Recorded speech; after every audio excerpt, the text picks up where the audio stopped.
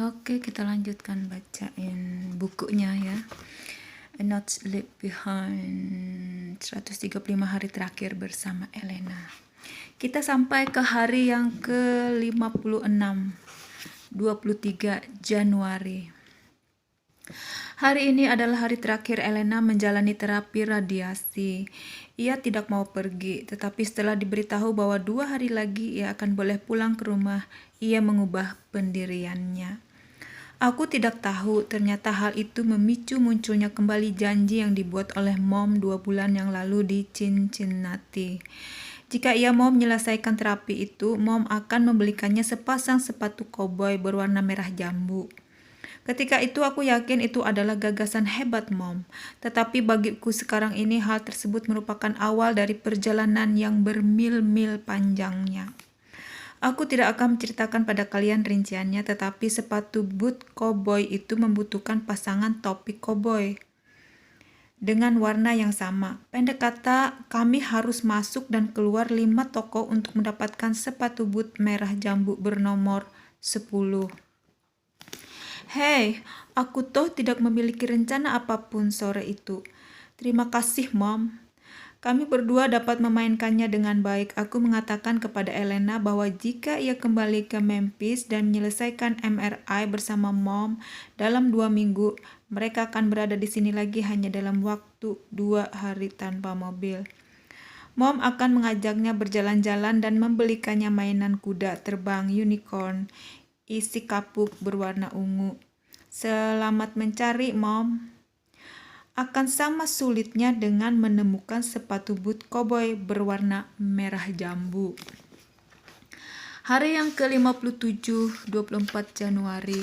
Ada sebuah tradisi di rumah itu. Pada akhir masa tinggal mereka di rumah itu, setiap penghuni harus meninggalkan cetakan tangan mereka pada dinding dapur. Selama 8 minggu kami telah memasak di bawah tanda tangan itu sambil bertanya-tanya kapan giliran Elena untuk membuatnya. Hari ini adalah saatnya, maka dengan cat di tangannya Elena dan aku membuat cap tangan itu pada dinding dapur. Tentu saja kau dapat menduga apa warna pilihannya, merah jambu berkilauan. Untuk melengkapinya, Elena menambahkan foto dirinya.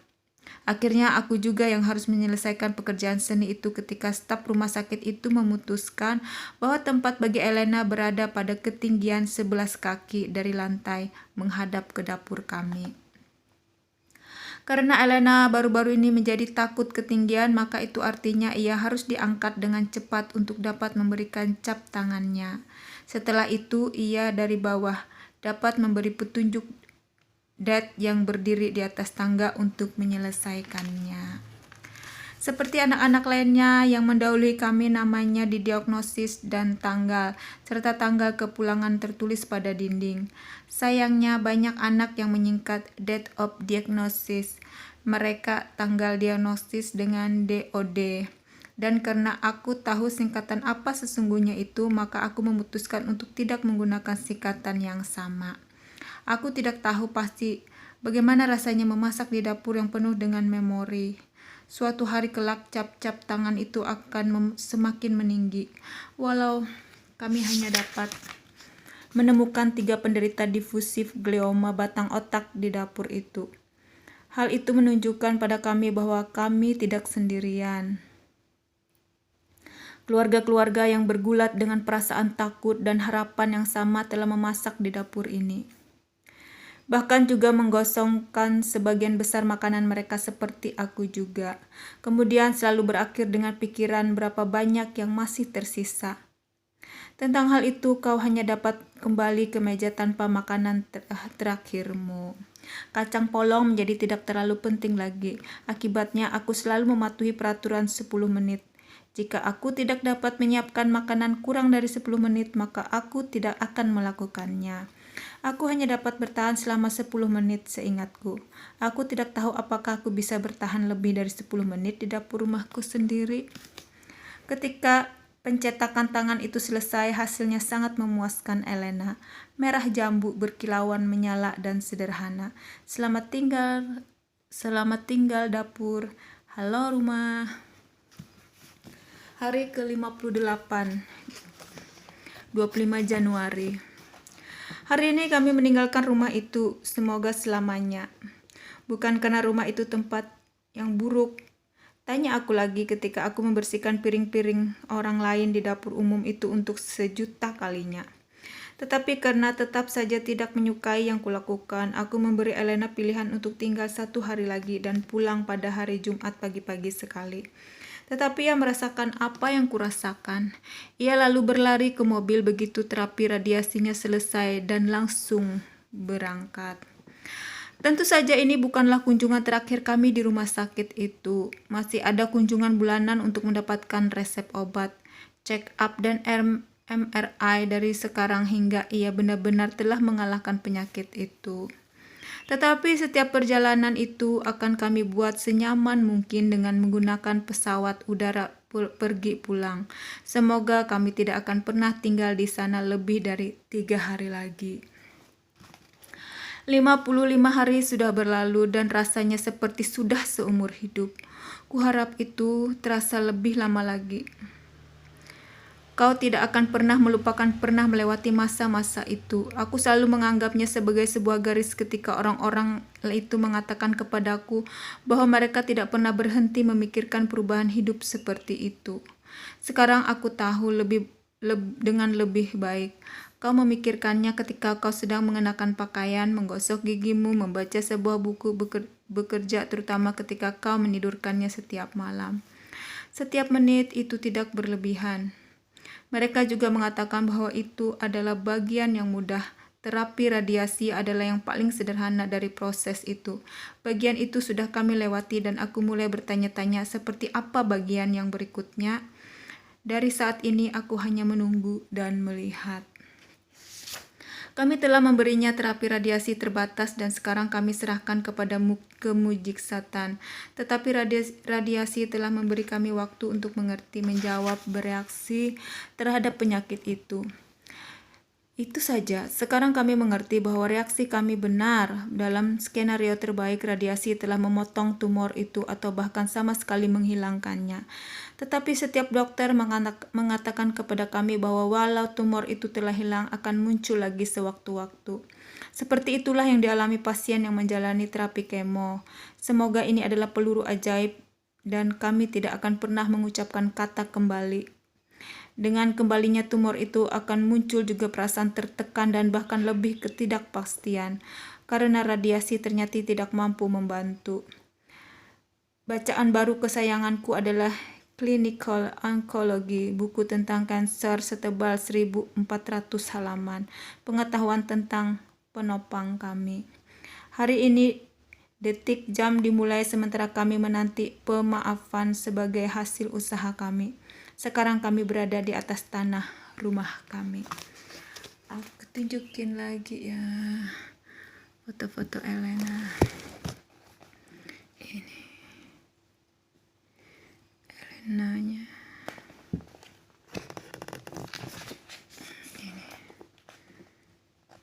Ini Elena cantik, beautiful little girl.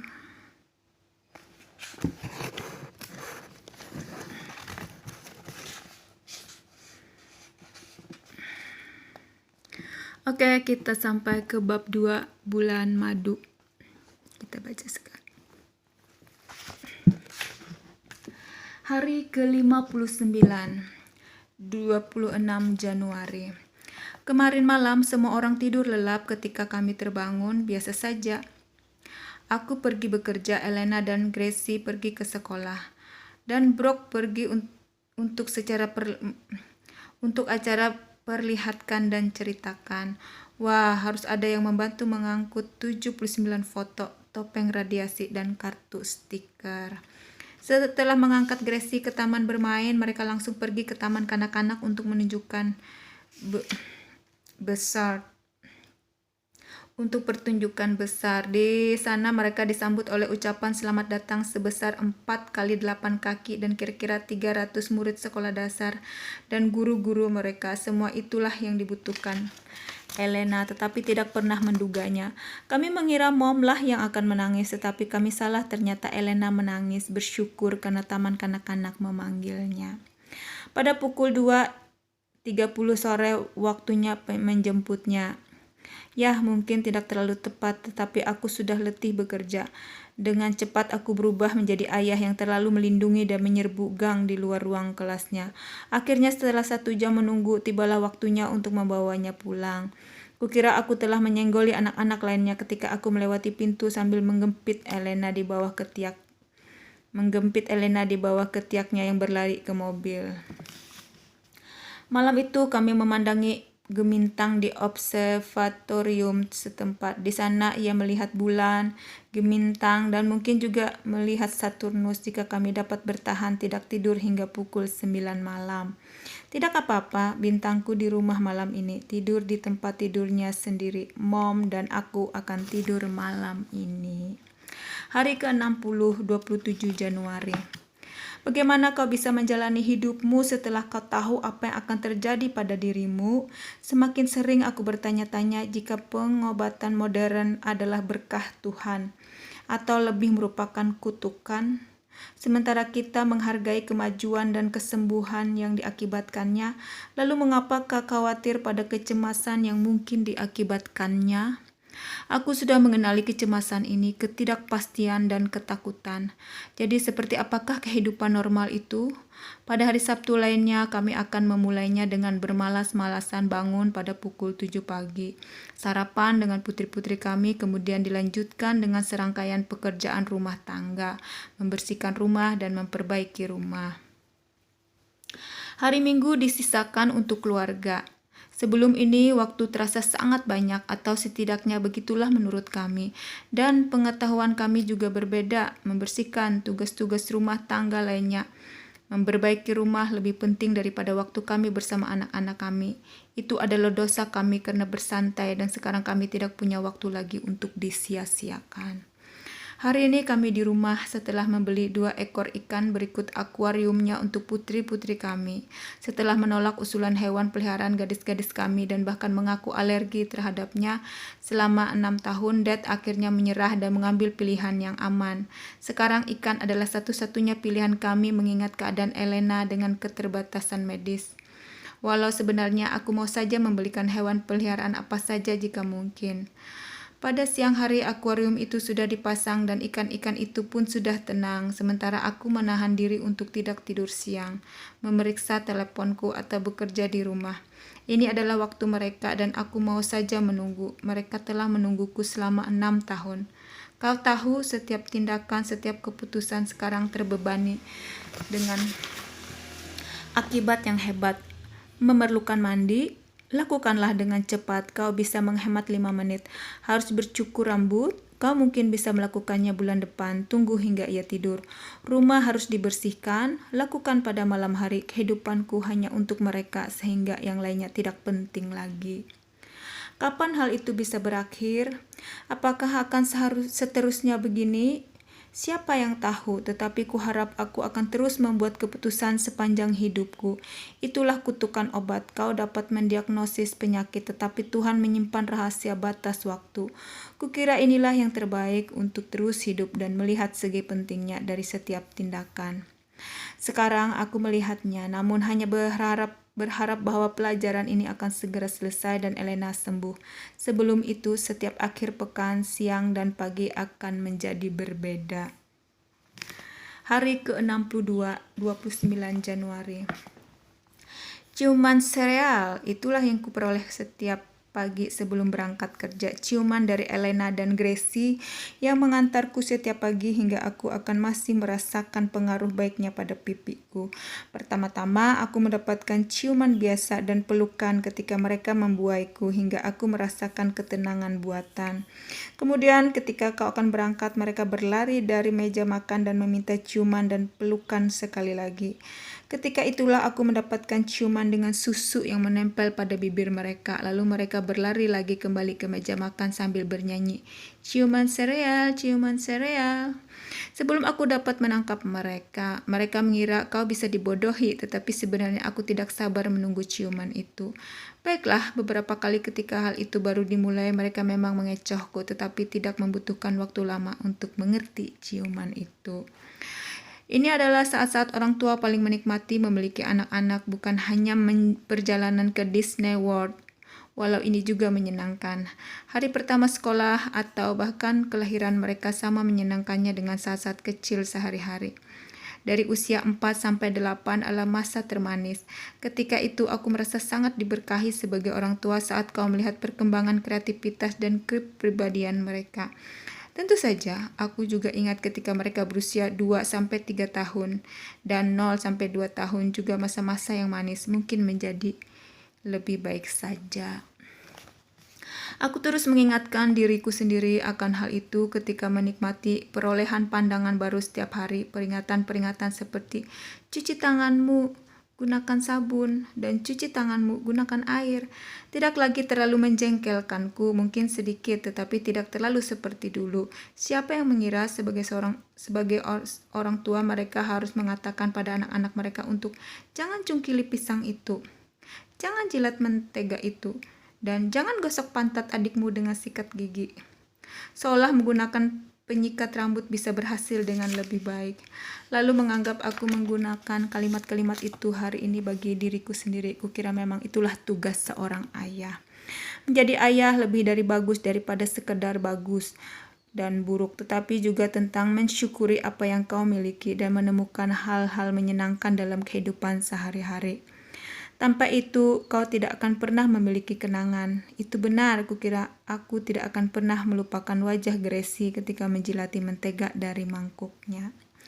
Hari yang ke-63, 30 Januari. Hari ini kami mencoba menjadi serba organik. Dengan selembar kartu di tangan, kami menuju ke sebuah toko organik setempat. Kami hanya tahu sedikit bahwa berbelanja di toko ini ternyata tidak sekadar berbelanja, namun lebih seperti berpetualang.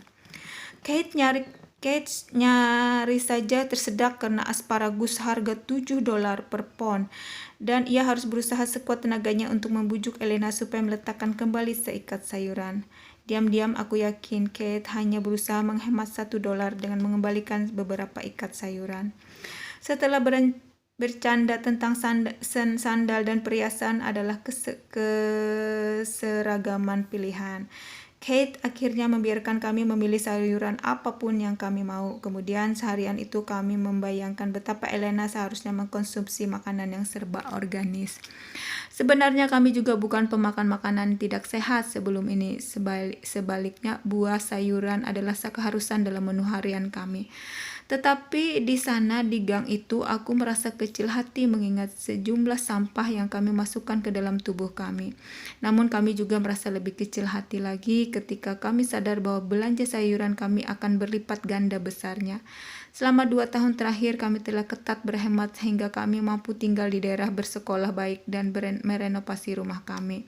Setiap pengeluaran tercatat dan ditempelkan pada pintu lemari pendingin, sehingga jika kami berbelanja terlalu banyak, kami harus mengurangi belanja kami bulan depan. Kami telah memutuskan bahwa kami harus berkorban dan menentukan prioritas. Pada bulan November, prioritas-prioritas itu berubah. Demikian juga malam ini kami sadar akan pengorbanan baru kami. Dengan perasaan terguncang, kami menuju pintu keluar. Aku menyentuh lengan Kate dan membebaskannya dari keharusan berhadapan dengan petugas di pintu keluar. Aku tidak tahu apakah ini untuk kebaikannya atau Elena, karena begitu Kate mengetahui jumlah yang harus dibayarnya, ia akan berkata kepada kasir itu bahwa mereka pastilah telah memasukkan daging sapi organis dalam pembelanjaan kami, atau akan berkata kepadanya bahwa ia membayar dengan uang organis. Ketika aku tiba di mobil, Kate tidak menanyakan jumlah yang kubayarkan, sementara aku pun tidak membicarakannya. Kami berdua sadar bahwa jika kami bisa mendapatkan tambahan bulan bersamanya, kami akan memasak asparagus harga $7 dengan mentega seharga $6 tanpa mengeluh sedikit pun. Walau kami tidak berharap kelakar tentang organik akan berhenti. Hari ke-64, 31 Januari. Bagaimana kau mengukur waktu? Ketika Elena bertanya berapa lama lagi ia masih harus pergi ke dokter atau diambil darahnya, aku menjawab, sebentar lagi. Apakah sebentar lagi berarti 2 bulan atau akan menjadi sepanjang hidupnya? Apakah sepanjang hidupnya adalah 2 bulan itu saja? Sebentar lagi tidak sama artinya dengan sebentar lagi yang kemarin. Sementara aku berharap bahwa sebentar lagi akan berarti sepanjang hidupnya. Ketika aku melewatkan waktu sehari itu, aku mendengar komentar-komentar seperti ini. Kuharap anak-anakku sudah lebih besar. Kuharap ini musim panas, atau kuharap ini akan berakhir. Komentar-komentar tanpa pikir panjang itu sangat berhubungan dan betapa kami berjuang melawan waktu. Tetapi bagiku, aku hanya ingin hari ini menjadi hari ini. Namun sebenarnya aku ingin hari ini seperti kemarin. Waktu selalu memiliki cara untuk menyelinap bahkan ketika kau tidak menghendakinya. Aku hanya berharap waktu akan berjalan lebih lambat. Sebuah perjalanan ke toko makanan tidak lama. Aku tidak saja berbelanja dengan memperhitungkan harga atau apakah sayuran itu ditanam secara organik, tetapi aku juga berbelanja berdasarkan tanggal kadaluarsa. Tanggal-tanggal itu memiliki arti ketika aku memperhitungkan bahwa makanan yang kau beli mungkin akan bertahan lebih lama dari putrimu. Ada alasan lain untuk menyukai makanan organik, tidak mengandung zat pengawet sehingga mereka akan menjadi kadaluarsa dalam seminggu. Kupikir seperti juga semua orang tua yang berhadapan dengan penyakit ini, kau mulai akan mencari jalan untuk mempengaruhi waktu. Bahkan jika hasilnya hanyalah penambahan 1 menit saja. Kami tidak berbeda. Kukira kau bisa menyebut ini sebagai tahap keempat dari perjalanan ini. Pertama-tama aku menyangkalnya, kemudian kau marah, lalu sedih dan putus asa, dan keempat kau mulai bereaksi. Hari ini akhirnya aku menerima kiriman buku 3.200 halaman tentang onkologi klinis yang sudah lama kutunggu-tunggu. Ketika berada di rumah sakit, aku sudah membacanya hingga halaman ke-500 dan sekarang aku tidak sabar untuk membaca sisanya. Aku menjadi sangat ingin tahu tentang kanker, seolah itu adalah pengalamanku sendiri. Pada waktu yang bersamaan, Brooke dan aku merenungkan sisi filantropis dari penyakit ini seperti banyak orang tua sebelum kami. Tetapi kami tidak membuat sebuah kenangan karena kami tidak ingin menghamburkan uang. Untuk masalah itu, kami merasa bahwa kewaspadaan akan penyakit itu dan berpikir kreatif adalah kunci dari masalah itu. Aku tahu bahwa dengan semangat Elena dan dukungan hebat yang kami terima akan memungkinkan kesembuhannya. Kami hanya tidak tahu dari mana kami harus memulainya. Ketika ini adalah jawaban jujur dari seorang yang tidak ingin berada dalam keadaan ini. Namun begitu aku tahu ini adalah masalah yang lebih besar lagi, bukan hanya tentang Elena. Mulai sekarang, waktu terus bergulir ketika kami berjuang menanggapinya. Aku tahu jawaban itu akan segera kuterima, tetapi sekarang kami menunggu dan melawan desakan untuk bereaksi. Ini adalah waktu bagi Elena, hari-hari yang terdiri dari sekolah, waktu digelitiki, dan banyak dibacakan cerita sebelum tidur. Malam ini pembacaan cerita sebelum tidur berlangsung selama 1 jam. Itu benar-benar membantu kemampuannya membaca. Brooke dan aku tidak dapat lagi menggerakkan mulut mengatakan tanpa suara kata-kata ini.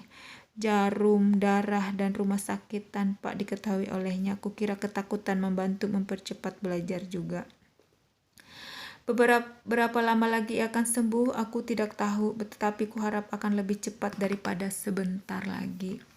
Hari yang ke-65, 1 Februari. Besok adalah hari groundhog, marmut tanah. Percayalah padaku, aku tahu itu. Tampaknya semua anak di taman kanak-kanak Elena mengetahuinya. Ini hari penting, ada heart groundhog, boneka hari groundhog, lagu-lagu hari groundhog, jalan berliku-liku, dan banyak lagi. Ada sebuah hari groundhog biasa, Palosa. Elena sangat menyukainya. Setelah 4 jam kami menjemputnya, yang kami dengar hanyalah tentang ada bayangan dan liang lalu betapa lucunya seekor groundhog yang bernama Phil. Groundhog. Demikianlah boneka itu ikut bersama kami ke rumah sakit sambil menyanyikan lagu Hari Groundhog. Bersama-sama aku akan memberimu petunjuk, bayangkan lagu You Ain't Nothing But a Hound Dog. Lalu sisipkan kata groundhog. Boneka-boneka groundhog hebat dalam menarik perhatian di ruang tunggu rumah sakit juga. Hari ini Elena berkenalan dengan staf rumah sakit baru yang akan membantu kami menjalani tingkat perawatan berikutnya. Pertama-tama baik Brooke dan aku ragu-ragu tentang keharusan kami untuk mengembalikan rumah kepada rumah sakit yang ditempati Elena ketika mendapatkan diagnosis pertamanya. Lagi pula di sanalah kami mengetahui bahwa migrain ternyata bukanlah sekadar migrain. Dan hari cerah ternyata dapat menjadi hari yang sangat menyebalkan. Semoga tempat itu juga dapat menjadi tempat yang penuh harapan. Setelah menemui dokter-dokternya dan staf pendukung, aku yakin bahwa Elena berada di tangan para ahli yang baik. Mereka adalah dokter ahli kanker terbaik nasional. Kami merasa berada di posisi yang sangat menguntungkan karena mendapatkan perawatan yang terbaik di kedua kota itu. Setidaknya ini menenteramkan ketika berurusan dengan kanker yang baru sedikit diketahui itu. Hari ke-66, 2 Februari. Baiklah, ternyata Kate dan aku memutuskan bahwa guru Elena harus memperjelas pelajarannya tentang hari marmut tanah dengan menjelaskan kepada anak muridnya bahwa seekor marmut tanah tidak akan dapat melihat bayangannya hingga matahari benar-benar telah terbit. Tidak ada matahari, tidak mungkin ada bayangan. Ya, mungkin kami hanya harus meminta Elena untuk menelpon gurunya untuk bertanya apakah ia pernah menjadi seekor marmut tanah. Aku tahu kami benar-benar tidak melihat bayangan kami ketika kami menghapus kantuk dari mata kami untuk melihat Elena sedang menunggu dengan cemas peristiwa hebat itu. Hari ini adalah hari belanja gaun pengantin dan Bibi Elena sangat mau mengantarkannya. Sebenarnya ini adalah untuk hari pernikahannya, tetapi mempertimbangkan keadaan kami menjadikannya sebagai hari Elena. Selama 6 tahun kami telah bermobil melewati toko gaun pengantin setempat ketika pergi ke rumah penitipan anak, dan setiap kali itu juga Elena akan dengan bangga mengumumkan gaun yang mana yang akan dikenakannya jika ia menikah kelak.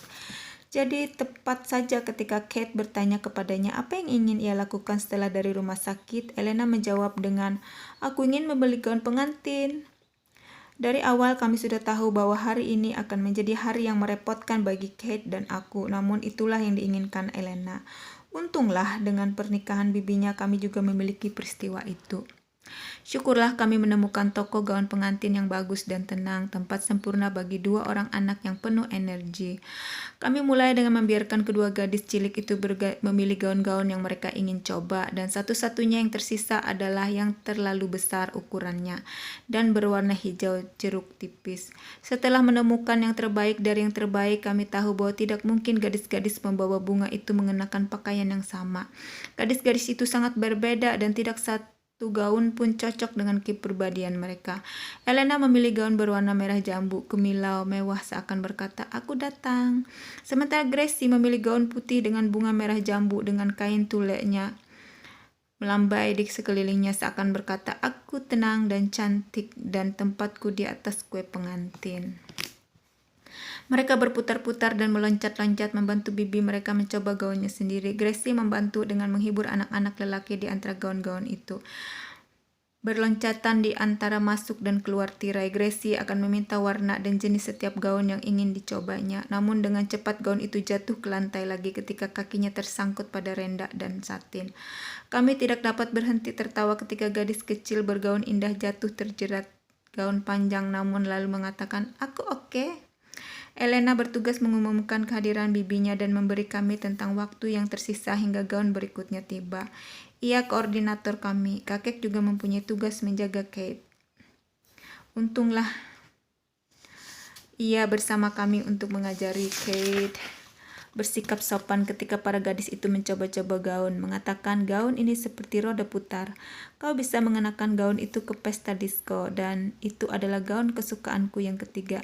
Bukankah kalimat yang mengena di hati perempuan, terutama yang ingin menikah dengan mengenakan gaun impiannya? Sementara Kate tidak mampu menguasai kesabarannya saat belanja gaun pengantin, maka ia mengatakan setiap gaun yang dicoba gadis-gadisnya dengan sempurna, cantik, atau itu gaun putri raja. Ketika semua sudah selesai, aku melihat bahwa harga bukanlah masalah jika itu menyangkut keinginan gadis-gadisnya. Oke, hari yang ke-68 di video selanjutnya. Bye-bye.